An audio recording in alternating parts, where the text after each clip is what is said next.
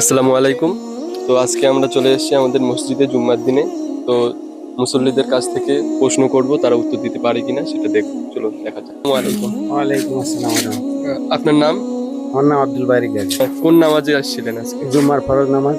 জুম্মার ফরজ নামাজ কত রাকাত বলতে পারবেন? 2 রাকাত। আচ্ছা। ফজরের কত রাকাত সুন্নত নামাজ আছে? 2 রাকাত। আর ফরজ নামাজ? 2 রাকাত। প্রশ্ন করি, তো বলুন যে প্রথম নবীজির যে পৃথিবীতে এসেছিল, নবীর নাম কি ছিল? হযরত আদম আলাইহিস সালাম।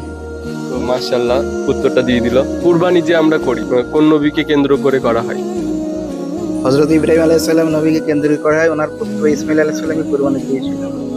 তো আরেকটা প্রশ্ন করছি, তো একজন নবী যিনি প্রথম নৌকা, মানে ভীষণ বন্যা হয় তখন নৌকা তৈরি করে, তখন সে নবীটার নাম হযরত নূহ আলাইহিস সালাম।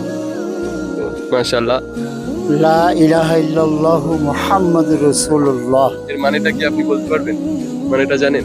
আল্লাহ ছাড়া কোনো মাবুদ নাই, আর নবী ছাড়া আর নবী হচ্ছে হযরত মুহাম্মদ সাল্লাল্লাহু আলাইহি ওয়াসাল্লাম ওনার দোস্ত। রাসূল, রাসূল। যে নবী সাল্লাল্লাহু আলাইহি ওয়াসাল্লামের জন্ম কোথায় হয়? শহর না মদিনা শহর? মক্কা শহরে। যে আমরা যে নামাজ পড়ি, তো নামাজের আগে আমাদের কি করা জরুরি? আমাদের নামাজের আগে ওযু না হলে আমাদের নামাজ হবে না। নামাজের চাবি হচ্ছে ওযু।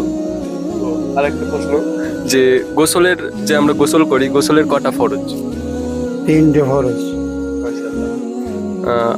আপনাদের উজুর কটা ফরজ কি আপনি বলতে পারবেন? আমাদের ওযু হচ্ছে 4টে ফরজ।